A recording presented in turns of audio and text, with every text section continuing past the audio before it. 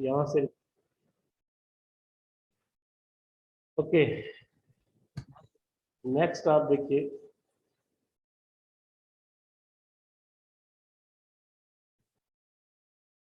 यहां से आप रिकॉर्डिंग स्टार्ट कर किया हमने। Position vector, this is important. Position vector,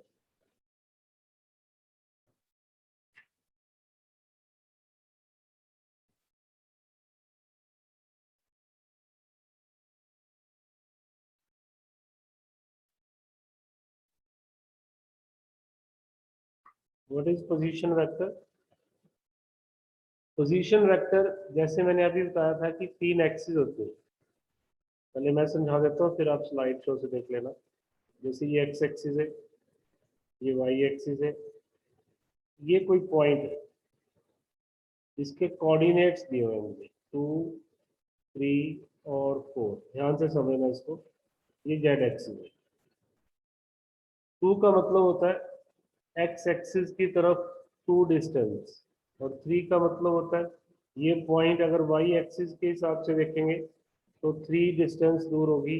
और जेड 4 का मतलब क्या होगा, इधर ये डिस्टेंस कितना होगा, 4। तो इसका जो ओरिजिन के साथ अगर मैं एक वेक्टर बनाता हूँ, एक लाइन ड्रॉ करता हूँ जो ओरिजिन के साथ इसको मीट करे, ओरिजिन को ओ ले लो, तो इस ओपी वेक्टर को हम बोलेंगे पोजीशन वेक्टर। पोजीशन वेक्टर हमें क्या बताता है, किसी भी पार्टिकल की या किसी भी बॉडी की पोजीशन इन स्पेस। उसको बनाएंगे कैसे, आप उस पॉइंट को ओरिजिन के साथ मीट कर दो और एरो बाहर की तरफ रखो, जैसे मैंने ऐसे रखी है, ये एरो रखो, तो इसको बोलते हैं पोजीशन वेक्टर। अब इसको लिखने का तरीका भी मैं आपको बता दूं। पोजीशन वेक्टर कैसे लिखोगे, एक्स एक्सिस की तरफ 2 है ना, और साथ में आई कैप लगा दो, क्योंकि इसका यूनिट वेक्टर क्या होता है, आई कैप। वाई, हाँ, position vector, position from the origin. अब इसके कोऑर्डिनेट दे दिए 2, 3, 4। तो 2 होता है एक्स कोऑर्डिनेट, उसके साथ आई कैप लगा देना। 3 होता है वाई कोऑर्डिनेट, उसके साथ जे कैप लगा देना। 4 होता है जेड कोऑर्डिनेट, उसके साथ के कैप लगा देना। This is your position vector. ये समझ में आ गया आपको? आप बताओ। यस इसका इसका पोजीशन वेक्टर बताओ क्या होगा, 4, 5, 6 का। 4 I cap 5 J cap plus cap 5 I cap plus 6 K plus J cap K cap K cap 4 I cap plus 5 J cap 6 K cap। सबको क्लियर हो गया यहाँ तक? yes sir yes sir इसकी प्रॉपर डेफिनेशन लिख लेना कि a vector which represent the position, a vector which represent the position of a point in magnitude and direction, इसके with respect to a coordinate system is called position vector. A vector which represents the position of a point in magnitude and direction with respect to the coordinate system is called position vector. जैसे मैं ये 2 point लिए space में, एक x और एक y, 2, 3 point लिए, तो इसका पोजीशन क्या बनेगी, यही बनेगी ना। कैसे, x2 का मतलब क्या हुआ, ये 1 हो गया, ये 2, ये पॉइंट बिल्कुल इसके सामने हो। और y3 का मतलब क्या हो गया, ये 1, ये 2 और ये 3। तो इसको और इसको अगर मैं मीट करता हूँ तो ये पॉइंट यहीं आएगा ना, यही बनेगा। और yes इसका पोजीशन वेक्टर क्या होगा, ये जो मैंने रेड कलर से एरो लगाई है, ये इसका पोजीशन वेक्टर। अब ये 2 कोऑर्डिनेट में है, तो फिर भी आप इसको लिखोगे, कैसे लिखोगे, 2 I cap 2 I cap plus plus 3 3 J K cap cap plus plus 0 K cap। 3 J cap plus 0 K cap किसी को पूछना हो इसको? ना अगर आप के कैप मेंशन नहीं भी करोगे तो भी आपके आंसर में कोई फर्क नहीं पड़ेगा, क्योंकि आपका के 0 ही है। लेकिन बेस्ट यही होता है कि आप तीनों में ही लिखो, इतना भी लिखते हो ना इसको तो भी सही है। आप अगर इसको तो आपका रिप्रेजेंटेशन रहेगा, हमेशा आप आई जे और के में ही लिखें, गलत नहीं है अगर नहीं लिखते हो। कोई पूछ रहा था कुछ? सर शोर आ रहा है। और इसलिए आ रहा है कि म्यूट बेटा, और म्यूट करो, और जब क्वेश्चन पूछा तभी अनम्यूट करो। सब बच्चे म्यूट करो अपना।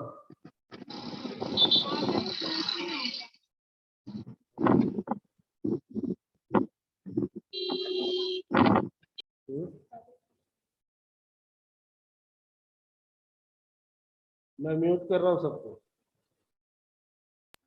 जब क्वेश्चन होगा ना आपका तभी अनम्यूट करना, उसके बाद अपने आप म्यूट कर लिया करो बेटा, फिर आवाज नहीं आती है सर। तो ये आपका पोजीशन वेक्टर क्लियर हो गया सब बच्चों को? ओके, ये मैंने बता दिया, इसको मैं जो मैं लिखा हूँ उसको रख दूंगी। ये देखिए, ये आपके पास 2i cap plus 3j cap, this is the position vector. Origin का, अगर मुझे सिर्फ ओरिजिन का लिखना हो, इसका इसका पोजीशन वेक्टर लिखना हो तो कैसे लिखेंगे? 0i कैप और 0 I cap plus 0 K zero cap. मुझे ओपी वेक्टर लिखना है, ओपी वेक्टर, ये सिर्फ पी का लिखा है। तो एक्चुअल में फॉर्मूला ये होता है, position vector of P minus position vector of O. अब ओ का तो 0 ही है, इसलिए कोई फर्क नहीं पड़ता। 2i cap 3j cap minus 0i cap 0j cap, तो आंसर वही आ जाता है 2i कैप 3j कैप। तो जो पोजीशन है ना वही पोजीशन वेक्टर भी बन जाता है, क्योंकि आप ओरिजिन से लेते हो। ये वाला डिस्टेंस आप कहाँ से लेते हो? ओरिजिन से। ओरिजिन के 0 0 है। जब आपको डिस्प्लेसमेंट वेक्टर निकालना होगा ना आगे, जैसे मान लो ये एक वेक्टर है क्यू, ये भी क्यू पॉइंट है 4 6, तो अगर मुझे ये वाला निकालना हो पी से क्यू, इसको बोलते हैं डिस्प्लेसमेंट वेक्टर। क्या बोलते हैं? Displacement vector. तो डिस्प्लेसमेंट वेक्टर निकालने के लिए मुझे अब क्या करना पड़ेगा? Q vector minus P vector, ये फॉर्मूला बेटा जब आप डिस्प्लेसमेंट निकालते हो। जहां आप पहुंचते हो वहां की पोजीशन, जहां से आप चलते हो वहां की पोजीशन। अब क्यू वेक्टर क्या है? क्यू वेक्टर यहाँ पर मेरे पास कितना है? 4i कैप 6j कैप, और पी वेक्टर मेरे पास कितना है? 2i cap plus 3j cap. तो पी क्यू वेक्टर क्या बनने वाला है? इसको माइनस किया तो 2i cap plus 3j cap. एक बार रिपीट करूं क्या मैं ये पोजीशन वेक्टर और displacement vector? Yes sir. Yes sir. एक बार रिपीट करता हूँ। सर इसमें P vector minus Q vector नहीं कर सकते? नहीं कर सकते बेटा, उसका जो फॉर्मूला है ना डिस्प्लेसमेंट का, वही बताता हूँ क्यों नहीं कर सकते। सुनो, आप मान लो आप एक जनरल एग्जांपल लेते हैं कि एक बंदा यहाँ से चलना शुरू करता है, ये रेफरेंस लाइन है। आप एक बंदा 4 मीटर से चलना शुरू करता है और यहाँ पहुंच जाता है। यहाँ से कितना दूर? 10 मीटर दूर। पी पोजीशन से चला और क्यू पे पहुंच गया। तो आप बताओगे पी क्यू डिस्टेंस या डिस्प्लेसमेंट कैसे निकालोगे? 10 माइनस 4 -4। यस 4 माइनस 10 करोगे, 10 माइनस करोगे ना। Yes sir. फाइनल डिस्प्लेसमेंट में से इनिशियल डिस्प्लेसमेंट को माइनस करोगे, तभी आपके पास ये वाला डिस्प्लेसमेंट आएगा। Yes sir. Yes sir. कि आप कभी भी, जैसे ये दो वेक्टर मैं दोबारा से बनाता हूँ, ये मैंने बना दिया क्यू, कोई और पॉइंट ले लो, चलो 4 5 ले लो, मैंने पहले 4 6 लिया, ये कुछ भी हो सकते हैं। अब आपसे पूछ लिया ये वाला वेक्टर, तो फाइनल माइनस इनिशियल करोगे या इनिशियल माइनस फाइनल करोगे? Final minus initial. Final minus जब भी आपको क्यू वेक्टर निकालना है तो आपको क्यू वेक्टर में से पी को माइनस करना है, ध्यान रखना। हाँ, अगर आपको क्यू पी निकालना हो उल्टा, तो फिर आप पी वेक्टर में से क्यू वेक्टर को माइनस करें। इसको हम बोलते हैं displacement vector. This is called displacement vector. और ये सिर्फ पी को लिखना, ओ से पी, ये वाला वेक्टर ये होता है position vector. Excuse me, sir. बता, बोलिए। सर पी क्यू वेक्टर और क्यू पी वेक्टर में क्या डिफरेंस है? कल किया था बेटा हमने, P Q vector is equal to negative of Q P vector, यही फर्क है। Okay sir. डायरेक्शन अपोजिट हो जाती है ना। जैसे मैंने कल कहा था सिरसा से हिसार जाना और हिसार से सिरसा आने में क्या फर्क है? इतना ही फर्क है ना, मैग्नीट्यूड में कोई फर्क नहीं है, डायरेक्शन में फर्क है कि पहले आप इधर गए बाद में आप वापिस आ गए, ये फर्क है। क्या ये वाली डिस्कशन समझ में आ गई सबको? Yes sir. ओके बेटा, ये सारा मैंने बता दिया, इसलिए मैं स्किप कर रहा हूँ इसको। ये हो गया था शायद। तो vector which represent the position of A point in magnitude and direction with respect, ये हो गया था बेटा पोजीशन। अभी से एमसीक्यू का आप आंसर देना।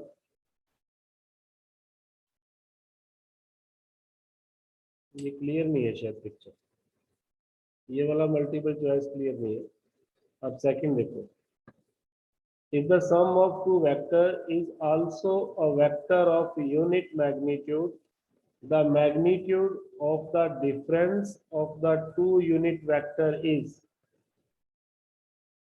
एक बार क्वेश्चन को समझ लो, फिर मैं 4 ऑप्शन देता हूँ, ध्यान से सब बच्चे रिएक्ट करना। If sum of two vector, मतलब एक ए वेक्टर है और एक बी वेक्टर है। if sum of two vectors is also a vector of unit magnitude, ये एक यूनिट वेक्टर है, then the magnitude of the difference of the two unit vector is, question ये भी clear नहीं है। तो सम ऑफ टू यूनिट वेक्टर, मैं option लेता हूँ, ऑप्शन 1 यूनिट, 2 यूनिट। बेटा ये ना एक बार आप रहने दो इस क्वेश्चन को, क्योंकि अभी ट्रायंगल लॉ और पैरेललोग्राम लॉ नहीं किया, उसी से कोई आंसर बनेगा इसका। मैं छोड़ रहा हूँ इस क्वेश्चन को भी, छोड़ रहा हूँ इसको भी, एक बार छोड़ रहे। ये बता दो आप, यूनिट वेक्टर यहाँ मैं लिख देता हूँ 1 i cap plus 2 j cap plus 3 k cap is, इसका यूनिट वेक्टर क्या होगा? रूट यूनिट वेक्टर पूछा बेटा। जब भी आपको कोई वेक्टर दिया हो ना, अब सब बच्चे ध्यान से सुनना, मान लो मैंने आपको कोई वेक्टर दे दिया i plus 2j plus 3k, आपको इसका मैग्नीट्यूड निकालना है, पहले निकालना है मैग्नीट्यूड। मैग्नीट्यूड निकालने का फॉर्मूला क्या है? i रूट 14 आ गया रूट मैग्नीट्यूड। 15 आ गया i के साथ कौन है? सर। 1 का स्क्वायर, j के साथ कौन है? 2, 2 का स्क्वायर, k के साथ कौन है? 3, 3 का स्क्वायर, तो रूट 14। कितना आएगा? 14 14। Sir i cap by root 14 plus में 2 जे कैप बाय रूट 14। अभी अभी सुनो, अभी सुनो, जो बच्चे कंपटीशन के नहीं है ना, उन्होंने ये नहीं पढ़ा हुआ, वो लोग ध्यान से देखें। कभी भी किसी वेक्टर का मैग्नीट्यूड निकालना हो, जैसे मैं एक और क्वेश्चन ले रहा हूँ 2i cap 2j cap k cap, अगर आपसे इसका मैग्नीट्यूड पूछा जाए तो उसका फॉर्मूला ये रहेगा बेटा। ये कैसे आया फॉर्मूला ये भी बता दूंगा मैं आपको। 2 का स्क्वायर, 2 का स्क्वायर, 1 का स्क्वायर कितना बनेगा? 4 + 1 √3 आ गया। और यूनिट वेक्टर निकालना हो किसी का भी तो यूनिट वेक्टर कैसे निकालते हैं? Vector upon its magnitude, vector upon its magnitude. तो जो क्वेश्चन मैंने आपको अभी दिया है स्टेटमेंट में, आप देखना इसका यूनिट वेक्टर क्या बनता है।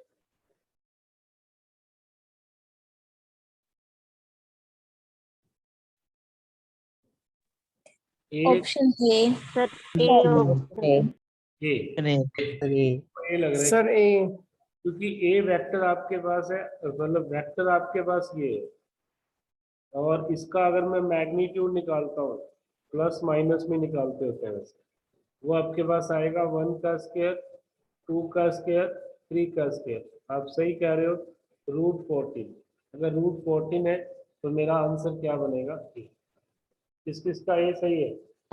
विकास आदित्य सर महक, वानी, सर आर्यन।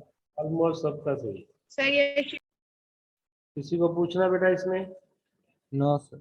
कृतिका, आपको?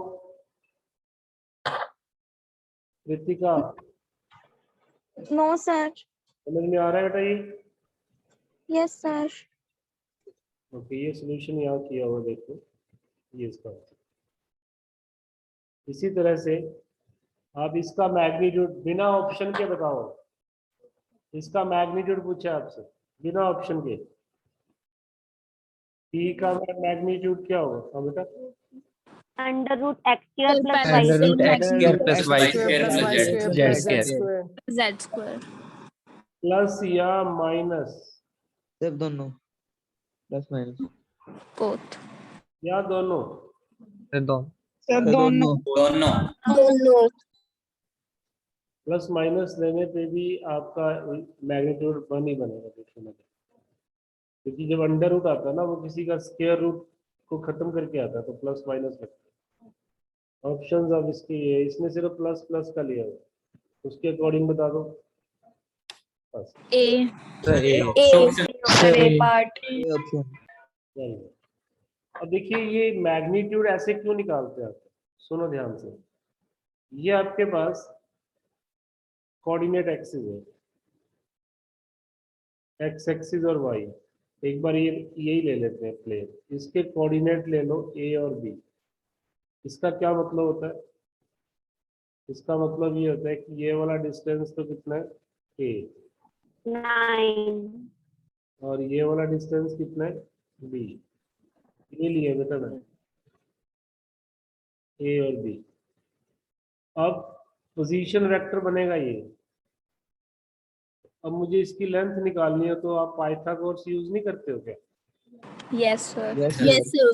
मैं आपको कहता हूँ कि मुझे ओ ए वेक्टर का मैग्नीट्यूड चाहिए, तो यहाँ से आप पाइथागोरस लगा के देखो तो क्या बनेगा? वो √81 + 36। बेटा ए और बी है, 9 6 नहीं है, ए एंड बी लिए मैंने। तो ए का स्क्वायर प्लस बी का स्क्वायर। सिमिलरली अगर इस वेक्टर को मैं ऐसे लिखता हूँ, ओ ए वेक्टर, ए आई कैप बी जे कैप, तो आप यहाँ से भी कैसे निकालोगे मैग्नीट्यूड? जो फॉर्मूला ये पाइथागोरस वाला था वही हम यहाँ पर लगा। इसी तरह तीसरा भी अगर कोऑर्डिनेट होगा तब भी यही बनेगा। उसमें अगर मेरे पास कोऑर्डिनेट स्पेस के अंदर ए बी और सी होंगे, तो आप बता सकते हो ओपी मैग्नीट्यूड क्या बनेगा?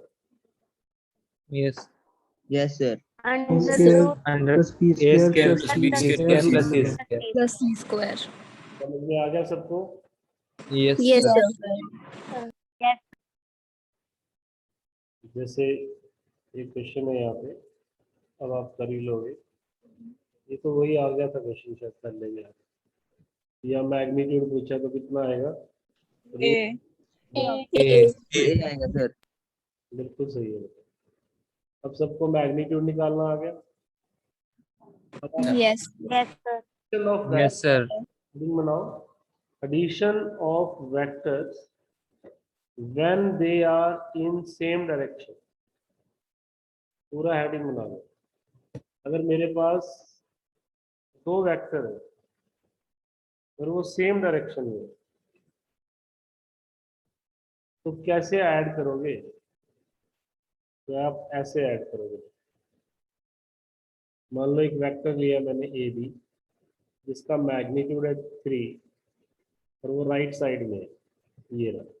ठीक है, उसके बाद एक वेक्टर मैंने और लिया पी क्यू, जिसका मैग्नीट्यूड 5 है, वो भी राइट साइड में है। अब मुझे इन दोनों को ऐड करना है।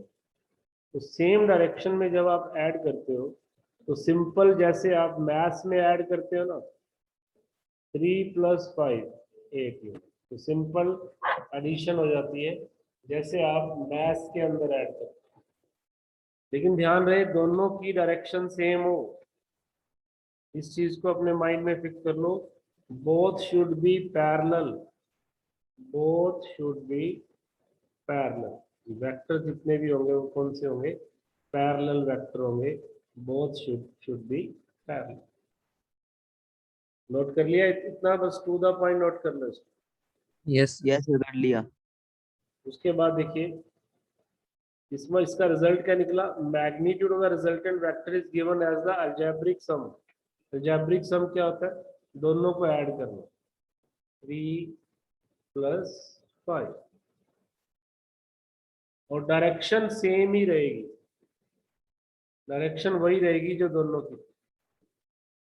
बट अगर यही दो वेक्टर अपोजिट डायरेक्शन में होते फिर क्या करते हो? अगर यही अपोजिट डायरेक्शन में होते, बस देख के फटाफट बना लो इसको, उसको आप माइनस कर देते। जैसे ये माइनस करते हैं. बी नेगेटिव डायरेक्शन में है 3 यूनिट और पी क्यू पॉजिटिव में है 5 यूनिट। अब एक बैक साइड में जा रहा है, इसको एक इधर है और एक इधर है, इधर। तो बड़े में से छोटे को माइनस कर दोगे और डायरेक्शन किसकी रहेगी? बड़े वाले की रहेगी। तो आंसर क्या आना चाहिए? 2 units. और डायरेक्शन किधर आनी चाहिए?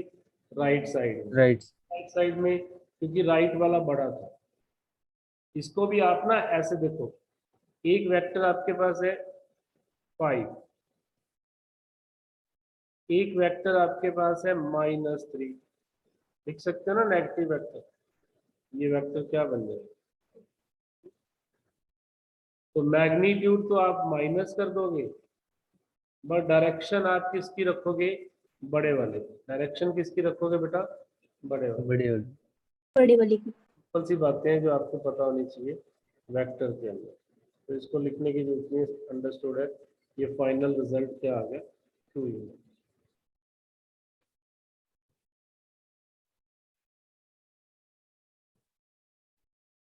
अभी ना कुछ टाइप्स वेक्टर्स की और है जो स्लाइड शो में कवर नहीं है, मैं आपको नोट करवाता हूँ। तो कंपटीशन वाले बच्चों ने तो की हुई है कुछ और टाइप। 5 अभी थी ना, 6 6 कौन सी थी? Position vector. पोजीशन 7th आप लिखो डिस्प्लेसमेंट वेक्टर। समझा दिया था मैंने, डिस्प्लेसमेंट वेक्टर समझा दिया था ना। Yes sir. यस पॉइंट ही लिख लो कि अगर मुझे P से Q डिस्प्लेसमेंट वेक्टर करना है तो position vector of Q minus position vector of P। Position vector of Q minus position vector of P, इसको हम कौन सा वेक्टर बोलते हैं बेटा? Displacement vector. नेक्स्ट आप लिखिए कोलिनियर वेक्टर क्या होता है? कोलिनियर, सर इसकी डेफिनेशन क्या है डिस्प्लेसमेंट वेक्टर की? हाँ नोट कर लो। पहले आप डिस्प्लेसमेंट वेक्टर की डेफिनेशन नोट कर लो। डिस्प्लेसमेंट वेक्टर क्या होता है भाई? आप ही बताओ। डिस्प्लेस होना ना, डिस्प्लेसमेंट।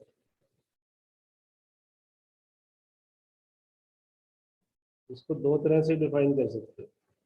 एक तो मैथमेटिकली, जैसे आप ऐसे भी लिख सकते हो, it is a vector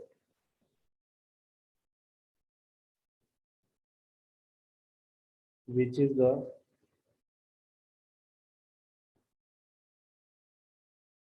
It is a vector whose magnitude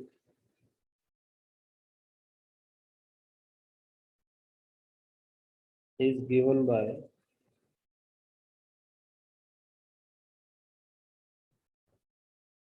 the magnitude of difference between the position vectors.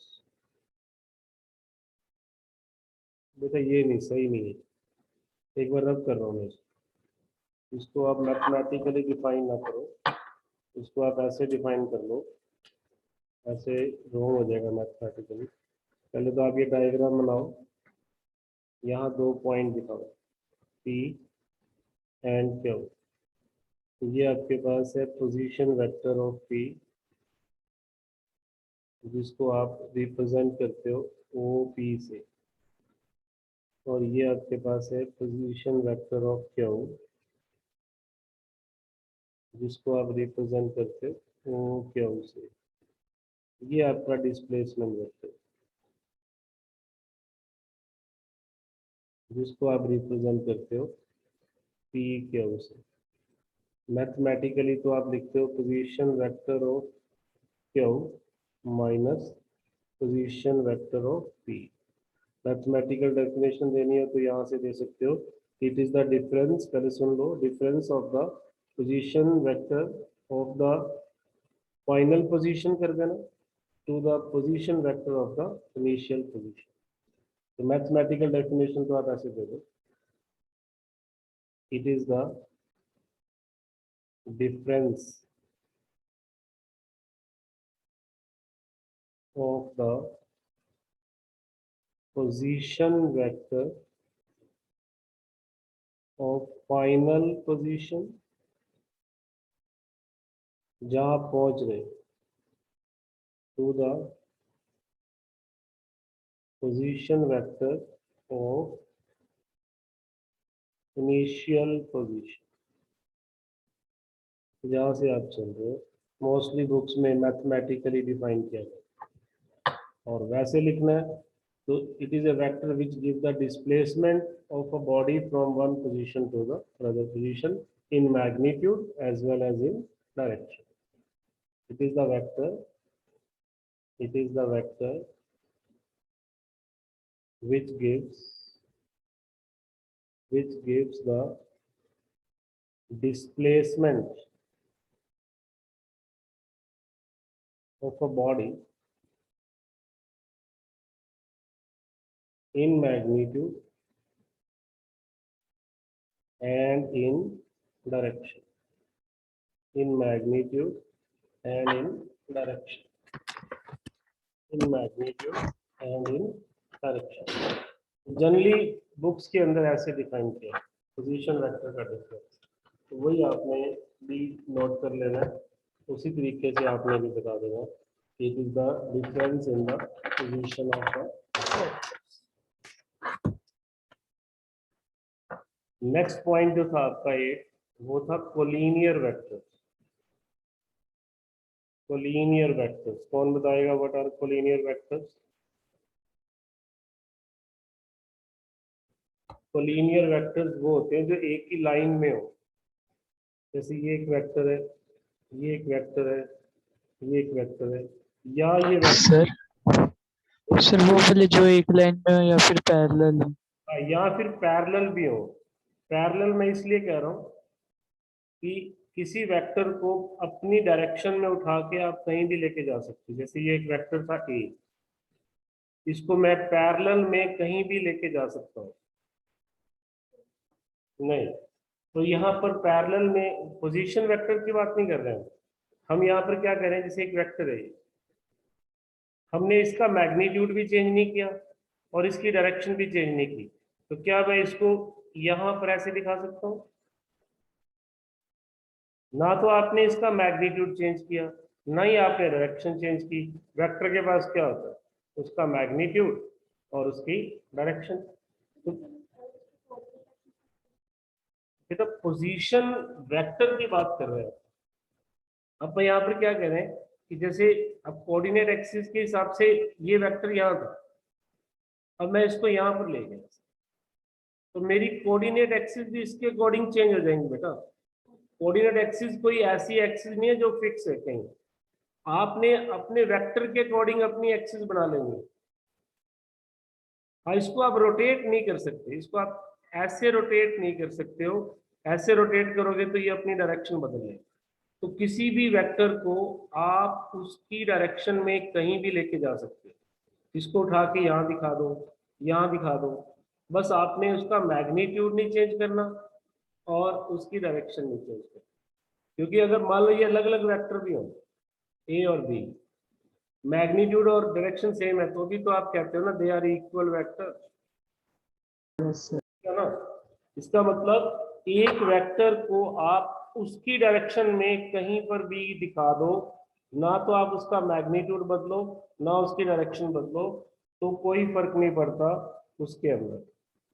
इसलिए जब भी हम कोलिनियर वेक्टर को डिफाइन करते हैं, कोलिनियर वैसे तो नाम से क्लियर होता है कि एक ही लाइन में हो, जो वेक्टर एक ही लाइन में होते हैं दे आर कॉल्ड कोलिनियर। लेकिन अगर पैरेलल भी होगा ना, उसको उठा के लाइन में लाया जा सकता है।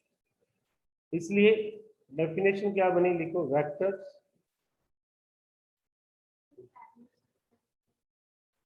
बेटा नेगेटिव डायरेक्शन सेम होती है, वो anti parallel. Vectors which have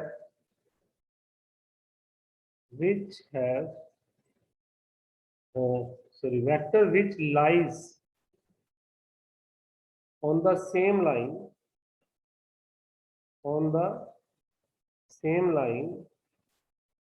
or parallel to each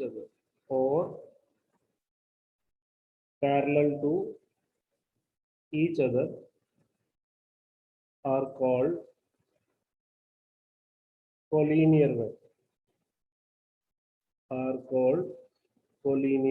vector। जैसे ये एक बॉडी की वेलोसिटी है, ये दूसरी बॉडी भी उधर ही जा रही है, ये उसकी वेलोसिटी है, एक और गाड़ी जा रही है सेम डायरेक्शन में, ये उसकी वेलोसिटी है। एक उनके हो सकते हैं मैग्नीट्यूड डिफरेंट हो सकते हैं, मैग्नीट्यूड से कोई मतलब नहीं, मैग्नीट्यूड डिफरेंट हो सकते हैं, ये पैरेलल हो गया। ये सारे वेक्टर या तो एक लाइन में है या पैरेलल है, they are called collinear vector, they are called collinear. क्या कोलिनियर वेक्टर समझ में आ गया आपको? Yes sir. Yes sir. इसको एक ही एक्सिस में काउंट करें। उसके बाद आप लिखिए नंबर 8 है शायद 9, कोप्लेनर वेक्टर। आज आपकी टाइप्स पूरी हो जानी चाहिए। Coplanar vector. अब प्लेन क्या होता है? जब मैं पीछे कोऑर्डिनेट एक्सिस बना रहा था, एक्स एक्सिस वाई एक्सिस, तो एक्स वाई के बीच में एक प्लेन होता है। प्लेन जिस कॉपी पे आप लिख रहे हो ना, वो एक प्लेन है। जिस टेबल आपके सामने अगर कोई टेबल है तो उसका जो टॉप है, टेबल का टॉप, वो एक प्लेन है। तो प्लेन 3 होते हैं वैसे कोऑर्डिनेट एक्सिस में। एक प्लेन होता है एक्स वाई, एक प्लेन होता है एक्स जेड, और एक प्लेन होता है बेटा वाई जेड। ये रहा वो, ये कौन सा प्लेन हुआ? Y Z. अब मैंने यहाँ एक वेक्टर बनाया ए, एक वेक्टर बनाया इधर बी, एक वेक्टर बनाया इधर सी, एक वेक्टर बनाया इधर डी, एक वेक्टर यहां बना दिया मैंने ई, एफ, जी, एच, आई। बहुत सारे वेक्टर आप देखो। क्या ये सारे एक कोप्लेनर है क्या? No sir. No sir. No sir. इनमें से क्या vector A, vector B, vector C और वेक्टर डी, क्या ये चारों कोप्लेनर है? Yes sir. Yes yes sir. ये एक ही प्लेन में है। कौन से प्लेन में? एक्स वाई प्लेन में। X Y. कौन से प्लेन में बेटा? X Y. क्या वेक्टर ई और वेक्टर एफ कोप्लेनर है? Yes Yes. Sir. Yes, sir. हाँ। कौन से प्लेन में बेटा? एक्स। Excel. मैं पूछता हूँ, वेक्टर ए से लेकर वेक्टर एफ तक सारे कोप्लेनर है क्या? नहीं sir. No, No, sir. sir. ये तीनों वेक्टर इधर वाले ये एक प्लेन में, दे आर कोप्लेनर। ये एक प्लेन में, दे आर कोप्लेनर। ये वाले कोप्लेनर है, लेकिन आपस में ये दोनों मिलकर कोप्लेनर नहीं है। तो vector laying in the same plane are called coplanar vector. लिखिए vectors, vectors laying on the same plane are called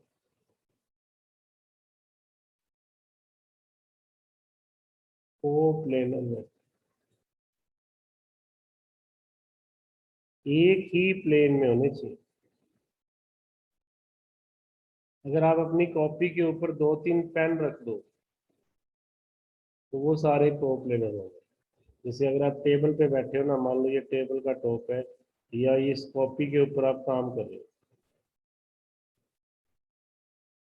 अगर आपने इसके टॉप पर एक पेन यहाँ रख दिया, एक यहाँ, एक यहाँ, बट एक पेन को ना खड़ा कर दिया ऐसे, तो क्या ये सारे वेक्टर कोप्लेनर होंगे? नहीं। ये जो खड़ा किया ना, ये इसके प्लेन से बाहर आ गया। प्लेन होता है 2 डायमेंशनल, तो जो इसके प्लेन पे पड़े हैं वो सारे कोप्लेनर है।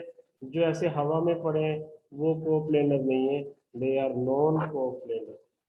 इतना समझ गए सब बच्चे? Yes. यस किसी को डाउट हो? No sir. Sir, collinear vector में sir magnitude different हो सकते हैं sir? हाँ, हो सकता है बेटा।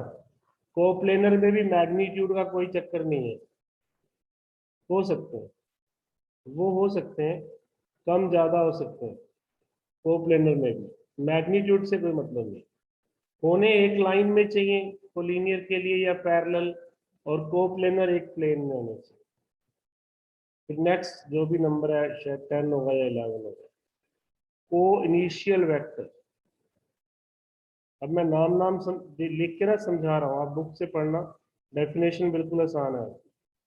नाम से क्लियर हो रहा है, जो एक ही पॉइंट से स्टार्ट हो।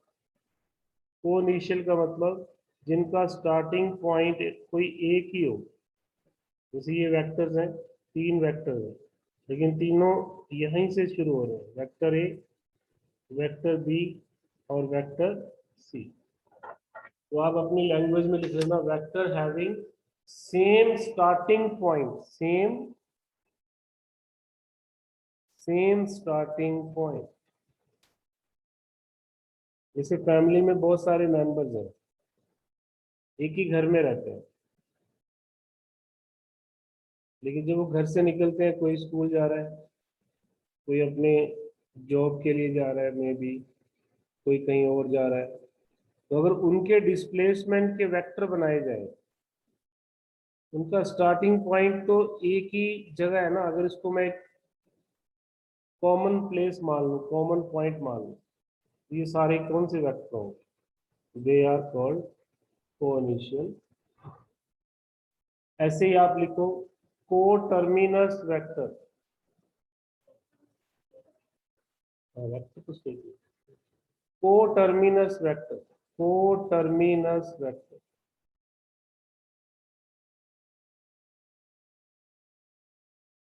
जैसे लास्ट टाइप पे बताया, को टर्मिनस वेक्टर्स वो होते हैं जिनका एंडिंग पॉइंट सेम होता है।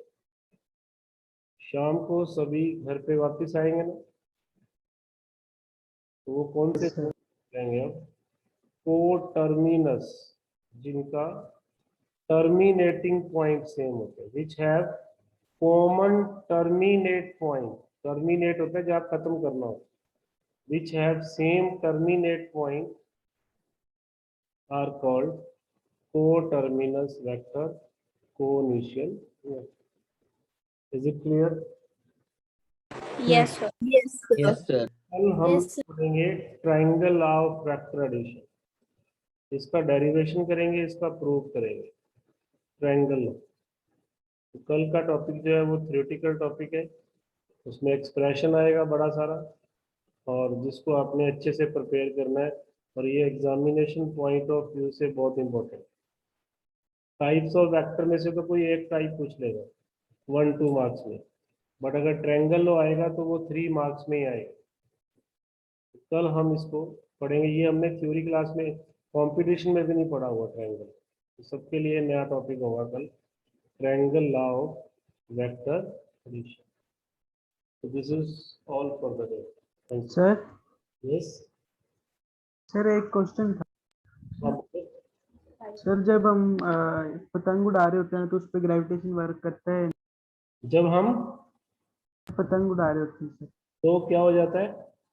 सर ग्रेविटेशन वर्क करता है नहीं तो हाँ, तो ग्रेविटेशन ऑफ फोर्स। ग्रेविटेशन तो हर उस चीज पे वर्क करेगा जिसके ऊपर ग्रेविटेशनल फोर्स लगेगी। वर्क क्या होता है? Force into displacement. आप पतंग उड़ा रहे हो, उसके ऊपर ग्रेविटेशन फोर्स लग रही है, और पतंग कौन सा एक जगह पे खड़ी है? पतंग भी तो मूव कर रही होगी ना। अगर पतंग यस सर। डिस्प्लेसमेंट को चेंज करेगी तो वर्क होगा, अगर वो अपनी डिस्प्लेसमेंट को चेंज नहीं करेगी तो नहीं होगा। होगा ओके आंसर है यस। ठीक है, ओके सर। ओके बेटा, थैंक यू।